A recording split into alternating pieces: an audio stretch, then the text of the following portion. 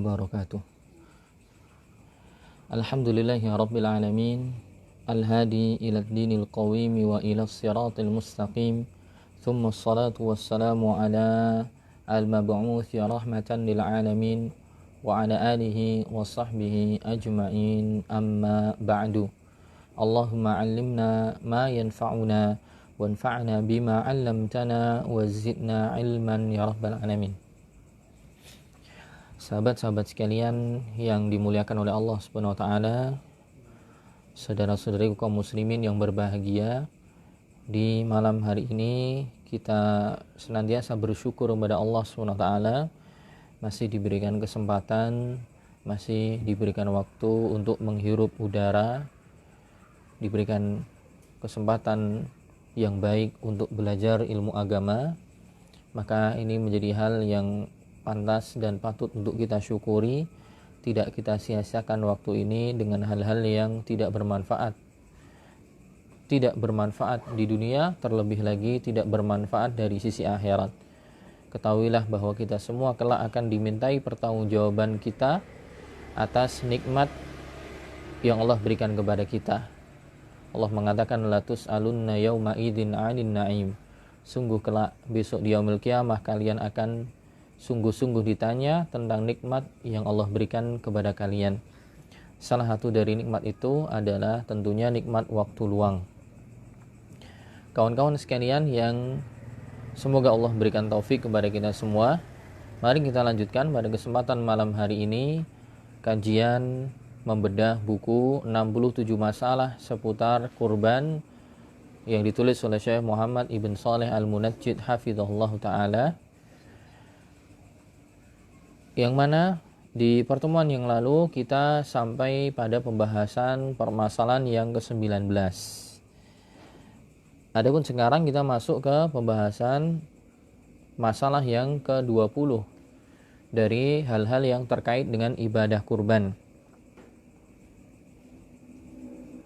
Ya, permasalahan ke-20 dikatakan di sini la yasihhu ishtiraku aktsari min wahidin fi la yasihhu ishtiraku aktsar min wahidin fi syatin. Tidak boleh dalam satu ekor kambing itu berserikat lebih dari satu orang. Li'adami wurudid dalil bidzalik, karena tidak ada dalil yang menjelaskan tentang bolehnya berserikat dalam masalah kambing. Kama la yujzi'u an yashtarika thamaniyatun fa akthar fi ba'irin aw baqarah. Sebagaimana juga tidak sah atau tidak mencukupi jika dalam hewan kurban sapi, kerbau atau juga onta berserikat lebih dari 7 orang, ya, 8 orang, 9 orang, 10 orang, tidak sah. Maksimal 7 orang. Ya, kecuali dalam onta, ya. Dalam onta nanti ulama berbeda pendapat. Ada yang mengatakan kalau onta bisa sampai 10 orang, ya. Bisa sampai 10 orang. Namun kalau sapi disepakati maksimal 7 orang, ya. Walaupun di sini di buku yang kita baca penulis lebih condong merojihkan bahwa onta juga 7 orang. Bagi yang ikut pendapat yang rojih bahwa maksimal 7 orang, maka onta juga maksimal 7. Tapi tentunya ini tidak kita bahas, ya. Mungkin di sini cuma faedah saja. Karena kalau di Indonesia nggak ada kurban onta. Ya, jadi mungkin masalah kerbau, ya, kerbau sama sapi. Jadi maksimal 7, lebih dari itu tidak sah. Li'annal ibadah tauqifiyah. Karena ibadah itu tauqifiyah. Maksudnya kita berhenti sesuai dengan penjelasan syariat.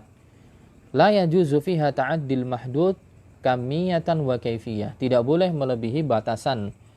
Tidak boleh melebihi secara, ya, ukuran ataupun juga secara kaifiyah, itu tata caranya.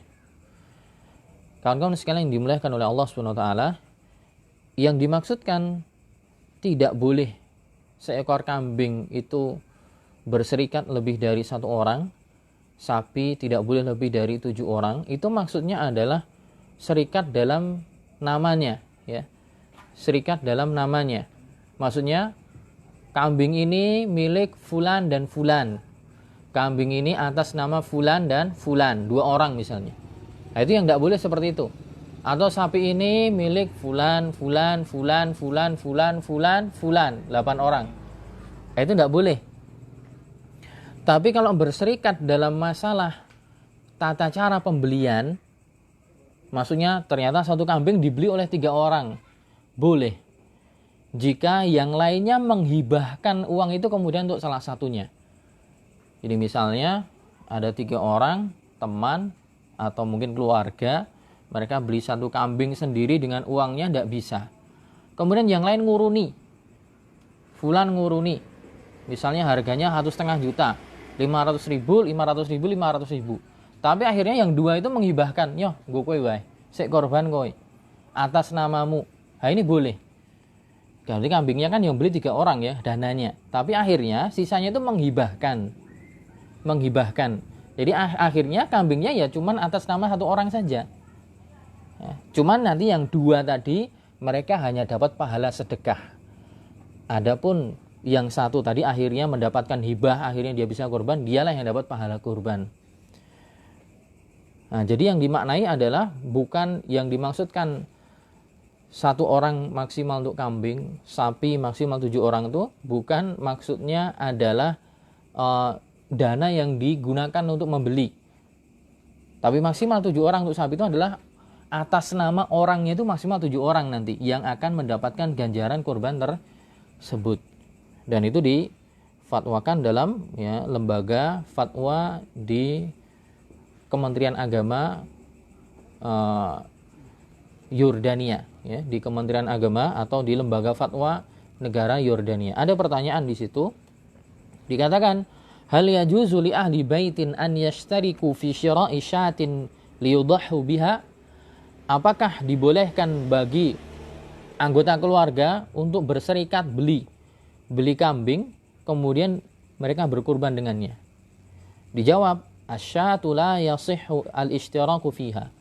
Kambing itu tidak boleh berserikat di dalamnya, alias cuman untuk 1 orang saja, 1 nama. Walakin yajuzu uthamanaha. Tetapi di keluarga tersebut boleh untuk mengumpulkan dananya untuk beli. Wa yahabuhu li ahadihim liyudahhi. Kemudian dikasihkan untuk 1 orang, siapa yang mau, atas nama siapa? Si Mbah misalnya.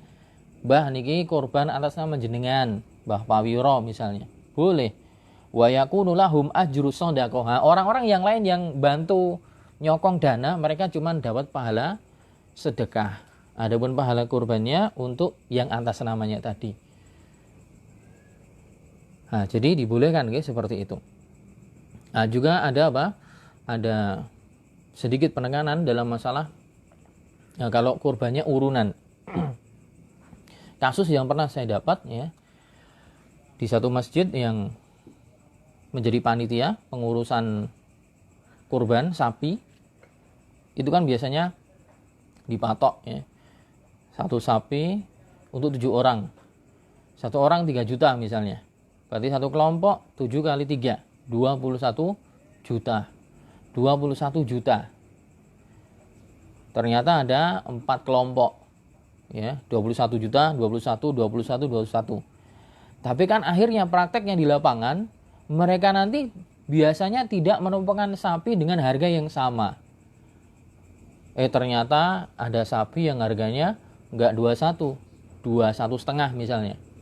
Atau 22. Yang lain ada yang harga 19. Yang lain ada yang harga 19,5, yang lain ada yang 18. Nah, ini tidak boleh subsidi silang. Oke. Ada sebagian panitia yang modelnya subsidi silang. Karena urunannya sama, akhirnya kemudian kelompok ini karena sapinya oleh sik larang dapat yang mahal 22 juta. Berarti kan kurang harusnya kelompok pertama kan? Diambilkan dari harta yang kelompok lain. Ya. Tanpa sepengetahuan, tanpa keridhaan, ini tidak boleh. Ya. Bahkan nanti bisa dikatakan nanti jadi apa? Jadi korbannya kalau yang kelompok 1 ditomboki dengan kelompok lain, ada kemungkinan yang korban nggak 7 orang jadinya. Gimana? Jadi diambilkan dari dana yang lain, jadi nggak 7 orang. Ya. Sedangkan kita juga nggak boleh ngambil harta orang lain. Nabi SAW mengatakan la yahillu malu mri'in muslimin illa bi thayyibi nafsin. Tidak halal harta seseorang muslim kecuali diberikan dengan keridhaan hatinya. Ya. Jadi solusinya ketika mematok patungan sapi satu kelompok itu 3 juta per orang, jadi 21 juta, hendaknya cari sapi yang diharga di bawah 21, 20 atau 19 atau 18, tidak ada masalah. Misalnya sisa, kembalikan aja nanti setelah pelaksanaan. Oh, ternyata kelompok 1 kumpulnya uang 21 juta. Operasional 1 juta. Berarti budget untuk beli sapi 20 juta. Ternyata di pasaran yang harga 20 nggak ada, adanya cuma harga 18, berarti sisa 2 juta. Ya udah enggak apa-apa, beli yang itu selamat.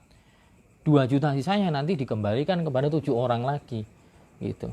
Jadi bukan untuk nutup untuk kelompok yang lain, ya. Itu beberapa praktek yang keliru kadang di tengah masyarakat. Permasalahan ke-21, al-afdalu minal adhahi jinsan. Kurban yang paling afdal jenisnya apa? Qala ba'dul ahli ilmi, sebagian ahlul ilmi ulama mengatakan al-afdal fihal kabsh. Sebagian ulama ada yang mengatakan bahwa yang paling afdal itu adalah kabsh. Kabsh itu domba yang besar. Ya, kalau model kita domba Garut, keker gagah itu namanya kabsh. Al-kabshu.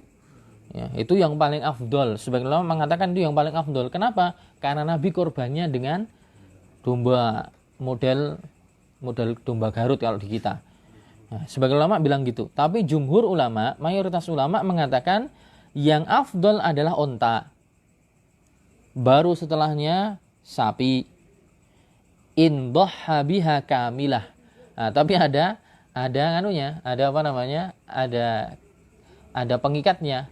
Jadi yang afdal pertama adalah onta, sapi, kemudian domba, in dhahha biha kamilah.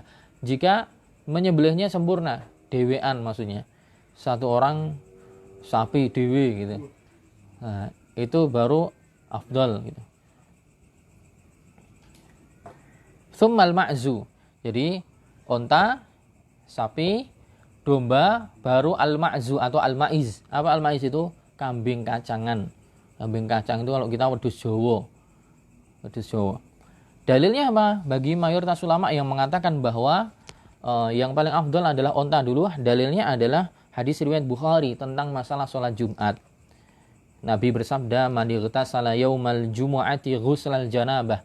Barang siapa yang mandi di hari Jumat seperti mandi janabah, tsumma raha fa ka'annama qarraba badanah. Kemudian setelah mandi dia pergi ke masjid.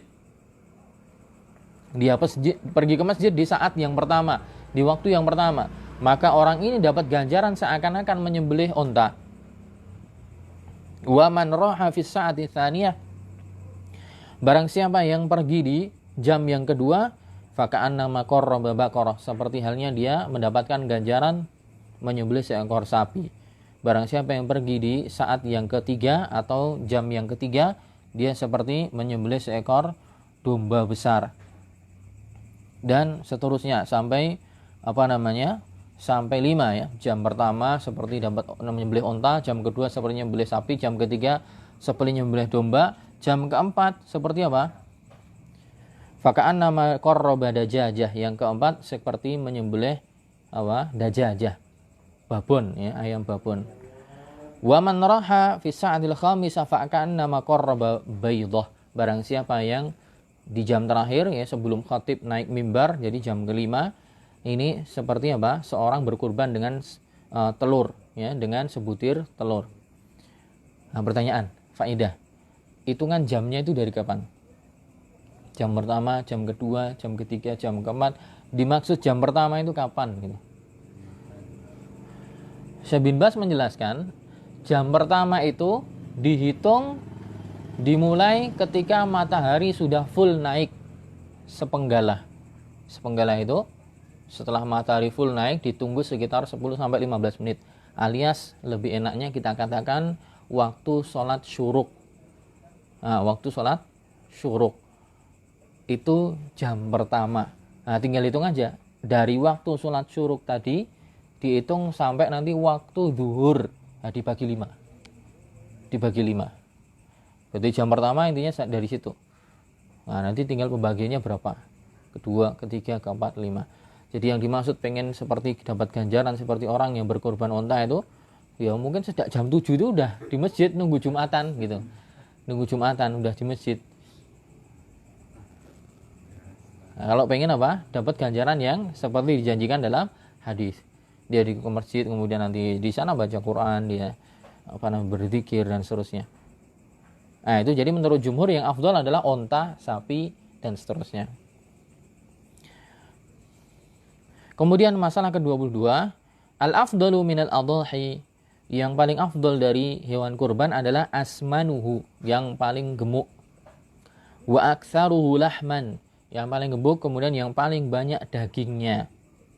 Wa akmaluhu khilqatan, dan yang paling sempurna fisiknya. Wow, keker mantap, kemudian tulak ada tanduknya mantap. Wa ahsanuhu mangzoron, dan dilihat itu nyenengke. Masya Allah mantap. Nah, seperti domba-domba Garut itu dilihat mantap. Qala Abu Umamah ibnu Sahal, Abu Umamah bin Sahal mengatakan, kunna nusamminul udhiyata bil Madinah wa kana al muslimuna yusamminuna. Dahulu kami menggemukkan hewan-hewan kurban di Madinah. Dan dahulu kaum muslimin menggemukkannya, dikombor. Berarti ini menunjukkan mereka sudah punya, siap-siap punya apa? Punya korban dulu, kemudian mereka gemukkan agar nanti ketika pas korban benar-benar maksimal dagingnya, ya, kemudian beratnya. Dari Anas bin Malik juga disebutkan dalam hadis riwayat Bukhari bahwa kana yudahi, Nabi SAW kana yudahi bikabsyaini amlahaini aqronain. Dahulu Nabi SAW berkurban dengan 2 domba besar yang amlahain. Amlahain itu dombanya warnanya putih campur hitam, ya, putih campur hitam, ada boleng hitamnya. Aqronain, dan bertanduk, ya, ada tanduknya. Nah, dalil ini menunjukkan gambarannya yang keren, kurbannya, pemandangannya enak dilihat. Adapun yang dalil sebelumnya menunjukkan kurbannya dengan digemukkan, atau korban-korban yang gemuk itu yang afdol. Jadi yang gemuk, banyak dagingnya, juga pemandangan dilihatnya indah.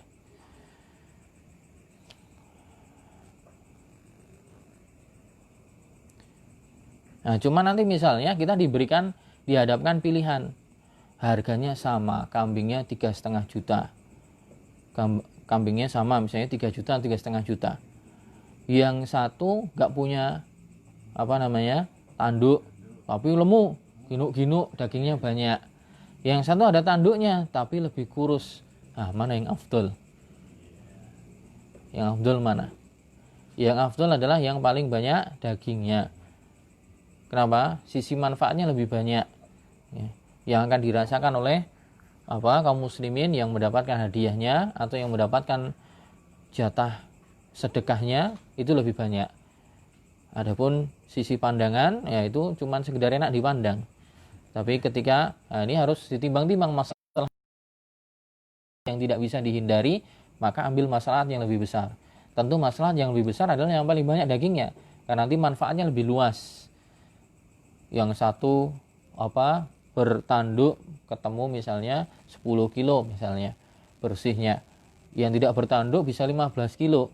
Nah, 10 kilo mungkin bisa dibagi 10 orang, 15 kilo bisa 15 orang. Tentu manfaatnya lebih besar. Tapi kalau bisa digabungkan dua-duanya, gemuk plus bertanduk, ya, ganjaran pahalanya lebih banyak. Ya, ini cari yang afdol, ya, cari yang afdol. Tapi tentunya setiap kondisi itu berbeda-beda, ya. Kondisi orang lapang, punya kelapangan, harta, materi, mungkin cari yang seperti ini mudah.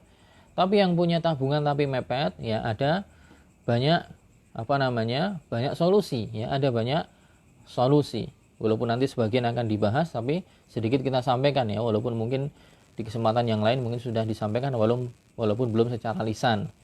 Ya. Apa solusinya?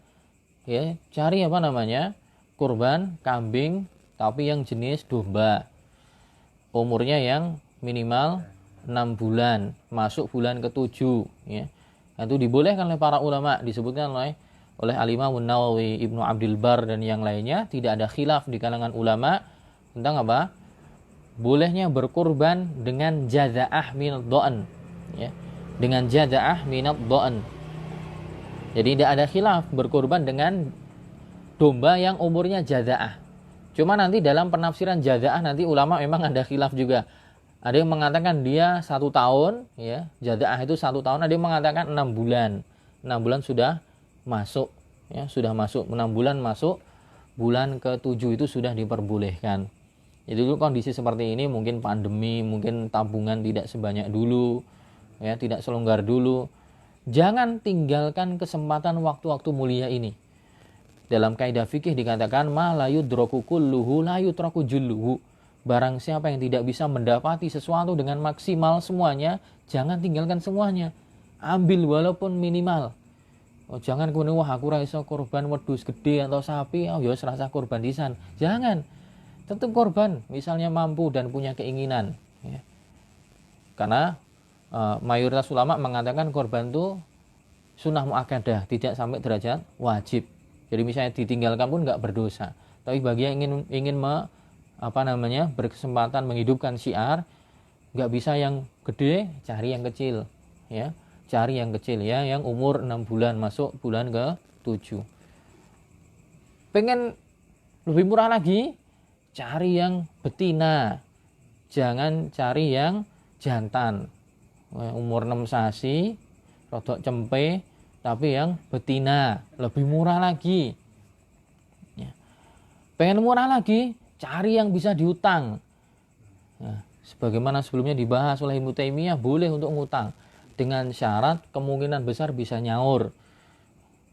Kalau kemungkinan besar susah nyaur, memang tidak ada tanggungan bagi dia. Bisa ngutang kredit misalnya, boleh, ya, itu afdol. Atau pengen enak lagi harganya turun, tidak dengan ngutang, belinya tanggal 13 Dzulhijjah, akhir hari tasyrik, murah-murah itu. Wes dohar kukut dodolan wes bangane rapayu, monggo Mas gitu. Jadi cari yang umur 6 bulan, ya, masuk bulan ke-7, kemudian yang betina belinya di akhir-akhir, wes dohar kukut Mas tak tukoni wae. Kari-karinan ba'da asar di tanggal 13. Tinggal waktunya sebentar lagi matahari tenggelam, wes selesai waktunya. Tidak apa-apa, masih sah sebagai hewan kurban. Walaupun pahalanya mungkin lebih sedikit, ya, tapi bisa jadi besar nanti kalau benar-benar ikhlas. Karena terkadang amalan yang kecil itu pahalanya bisa jadi besar. Makanya para ulama mengatakan an-niyatu tijaratul ulama. Niat itu adalah barang dagangannya ulama. Terkadang ada amalan yang mungkin kecil bisa jadi besar gara-gara niatnya. Ya, jadi ada banyak solusi, ya. Tetapi tentunya ini bukan perkara yang wajib, ya, karena para ulama mayoritas mengatakan sunnah muakkadah. Tapi bagi yang memang tidak mau menyia-nyiakan kesempatan ini, ada solusi, ya. Karena mau nggak mau sebentar lagi anaknya masuk sekolah, bayar sekolah juga, ya. Tapi satu sisi dia nggak mau ketinggalan, nah, cari yang solusi tadi. Kemudian permasalahan 23, la budda an tablughal udhiyah as-sinnal muhaddad laha syar'an. Nah, ini masalah umur, ya, masalah umur. Nah, ini nanti akan dijelaskan lagi. Hewan kurban harus mencapai umur yang ditentukan oleh syariat. Sebagaimana dalam hadis riwayat Muslim, la tadhbahu illa musinnatan. Janganlah engkau menyembelih kecuali yang sudah musinnah. Musinnah itu yang sudah giginya ganti. Sinnun, untu, alias sudah poel. Illa an ya'sura alaikum, kecuali kalian merasa kesulitan mendapatkannya. Fatadhbahu jaza'atan minad dha'n, maka kalian boleh menyembelih jaza'ah. Jaza'ah itu sebenarnya adalah jenjang umur, ya, karena di Arab itu hewan itu umurnya beda-beda, ada namanya sendiri-sendiri. Ya seperti di kita sih. Kita ada cempe gitu kan namanya, tapi di sana lebih komplit. Onta itu nanti ada yang namanya bintu makhot, ada yang namanya bintu labun. Bintu labun itu ada, bintu makhot itu adalah anak onta yang induknya sudah meteng lagi. Itu namanya bintu makhot. Kemudian kalau bintu labun itu anak onta yang induknya sudah menyusui yang lain lagi, sudah ini.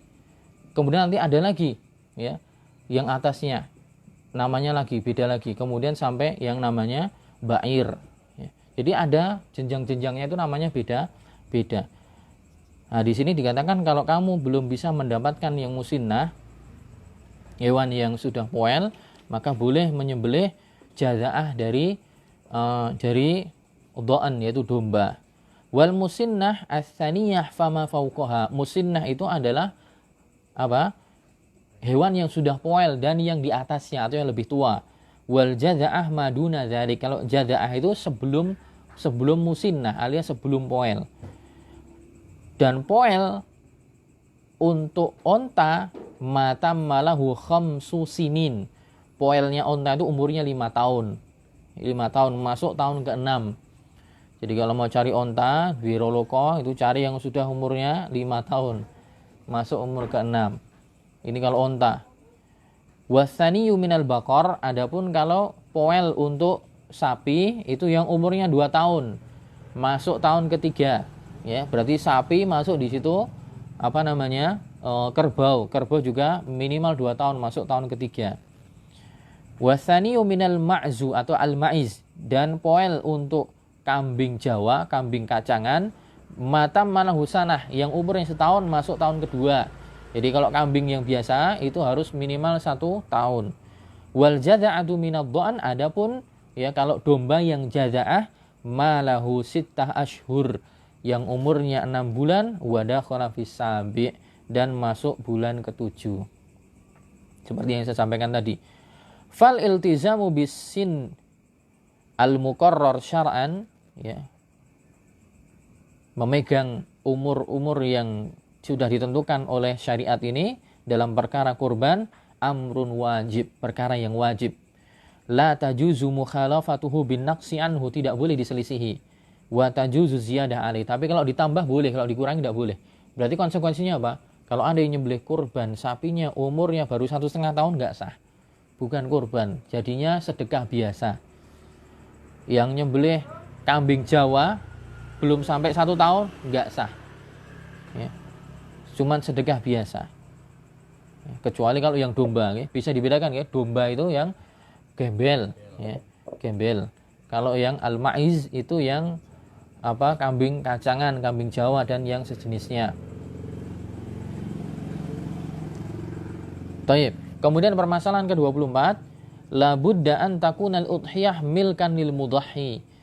Dalam masalah kurban, ya, kurbannya itu wajib sudah menjadi milik sahibul kurban. Milik sahibul kurban. Ya, jadi sudah jadi miliknya. Dan kepemilikan kurban atau hewan kurban ini bisa dengan banyak cara. Bisyira, bisa beli, ya, entah beli cash atau beli kredit. Karena kredit itu walaupun belum lunas, itu kepemilikan itu sudah berpindah ke pembeli, ya. Sudah berpindah ke pembeli. Jadi caranya dengan pembeli, awil hibah atau pemberian. Pemberian sama seperti tadi loh, urunan banyak orang, ya kan? Kemudian dihibahkan, ya. Nah, kadang kayak yang disampaikan Mas Eko kemarin, grup-grup motor urunan untuk beli kambing.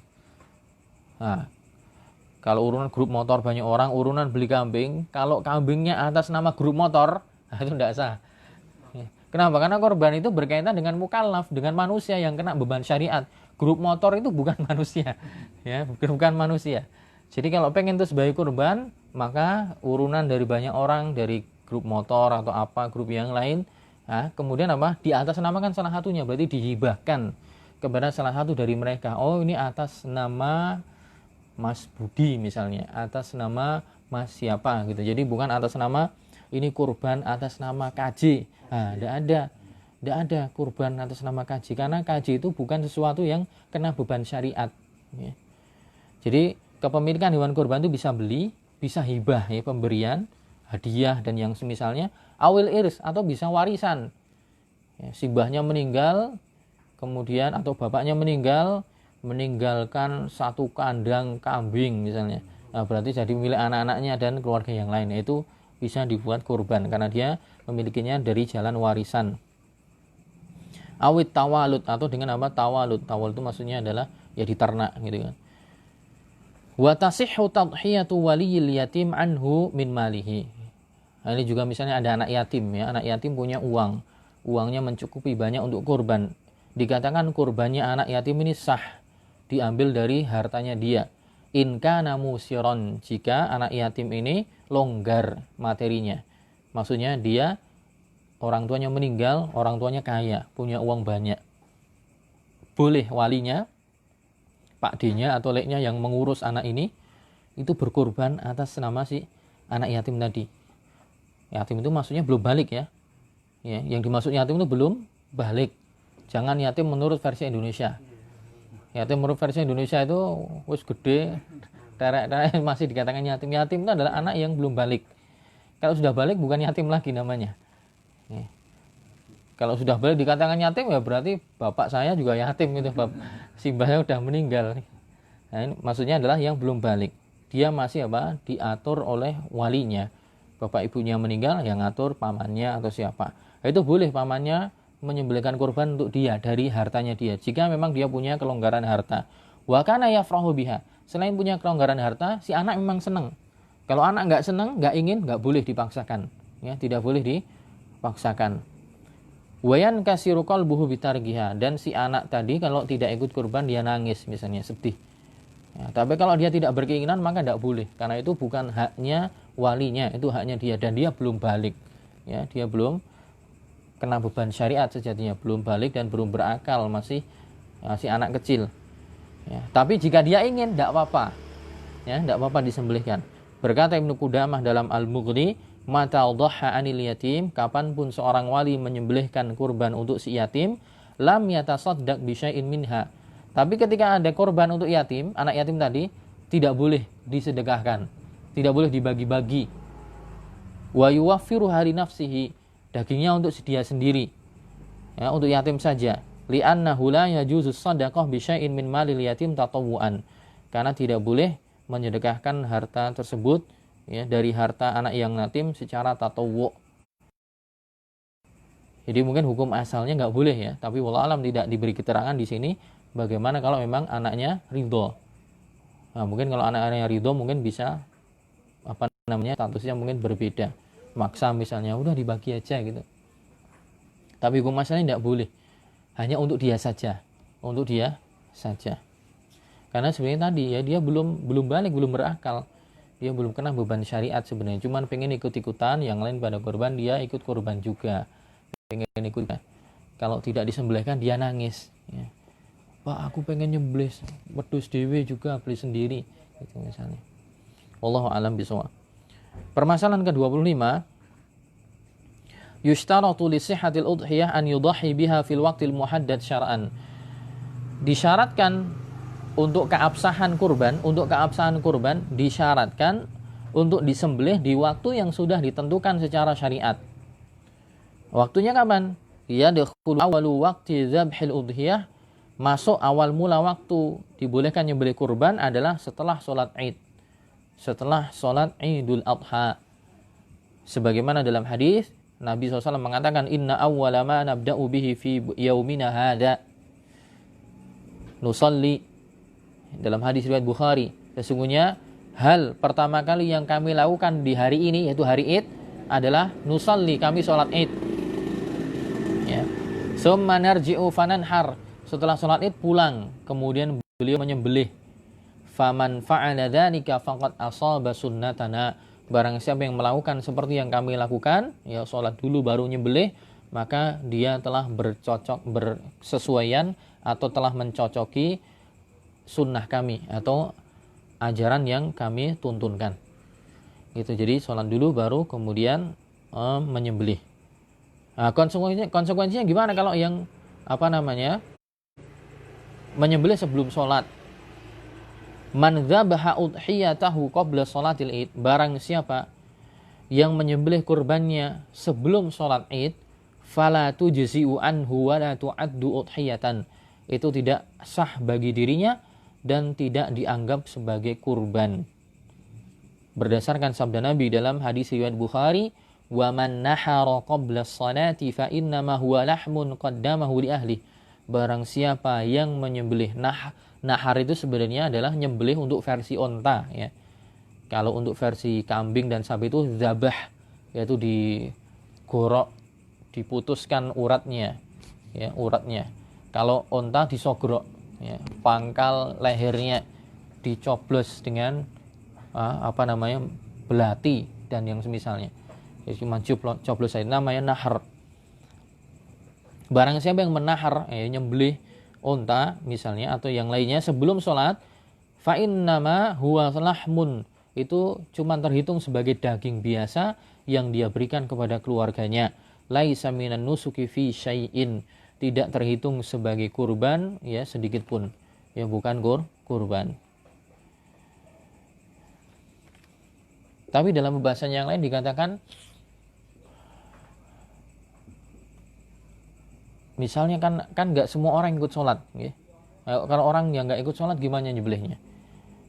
Misalnya orang-orang yang kerja di perlintasan kereta api itu nggak ikut sholat id biasanya.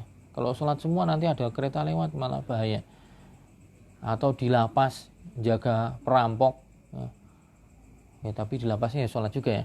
Di mana contoh yang lain yang nggak sholat, ya mungkin penjaga rel kereta itu mereka biasanya nggak ikut, ya. Atau rumah sakit atau yang lainnya. Para ulama menjelaskan kalau yang seperti itu ditunggu, ya, ditunggu seukuran orang sudah selesai sholat, jadi nunggu dulu, gitu. Dikira-kira, oh kayak wis rampung ngono, baru boleh, gitu, baru boleh. Jadi nunggu kira-kira yang di sana udah selesai, sudah cukup pelaksanaan untuk sholat, berarti baru kemudian nyembelih, gitu. Bisa aja dia pengen nyembelih kan di perlintasan kereta api, boleh dibakar dewe misalnya, gitu kan, dimakan orang lingkup situ saja. Atau yang di rumah sakit juga sama misalnya, itu dibolehkan dia nyembelih, ya, seukuran ketika sudah masuk waktu sholat id, kemudian orang-orang udah selesai kemungkinan, itu boleh dia nyembelih. Itu waktu awal mula penyembelihan. Akhirnya kapan? Yantahi waktu dzabh bi ghurubi syamsi yaumits tsalits min ayyamit tasyrik. Adapun waktu akhir penyembelihan adalah dengan terbenamnya matahari di hari ketiga hari tasyrik. Berarti tanggal 13. Hari tasyrik 11, 12, 13. Berarti tanggal 13 Dzulhijjah, ketika matahari tenggelam di situ berarti sudah selesai waktunya. Kalau ada yang nyembelih 5 menit sebelumnya, berarti masih terhitung sebagai kurban, ya. 10 menit sebelumnya masih terhitung sebagai kurban. Tapi kalau udah tenggelam, nah itu sudah bukan kurban lagi. Ai anna ayyaman nahar arba'ah, yaitu waktu penyembelihan itu diberikan waktu tempo 4 hari.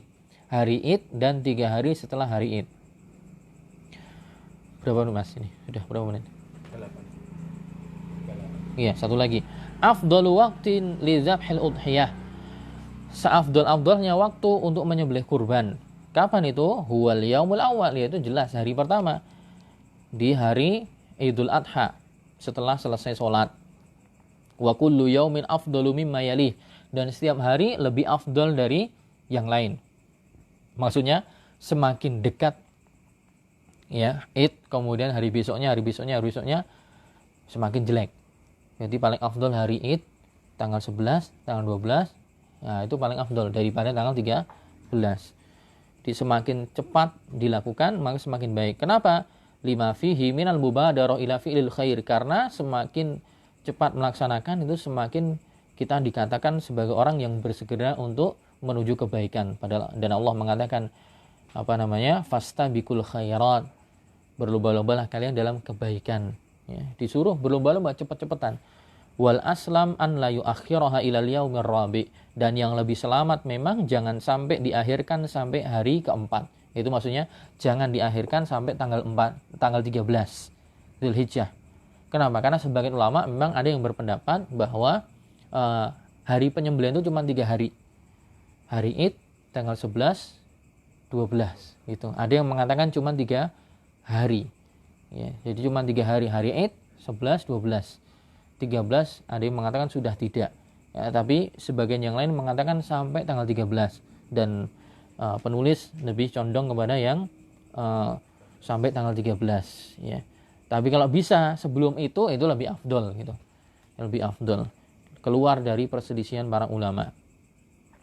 Ya, tapi melihat-lihat kondisi, ingin kurban mungkin yang dananya terbatas tadi, pengen cari yang murah, ya, yang penting pengen dapat pahalanya, ya, mungkin nunggu sampai tanggal 13, nunggu wis dahar kukut gitu kan, tinggal yang kecil-kecil yang tidak laku, nah dia beli itu. Nah, mungkin sampai poin ini dulu, insyaallah kita lanjutkan pada pertemuan yang akan datang. Semoga ada faedah dan manfaatnya. Barakallahu fikum jami'an. Assalamualaikum warahmatullahi wabarakatuh.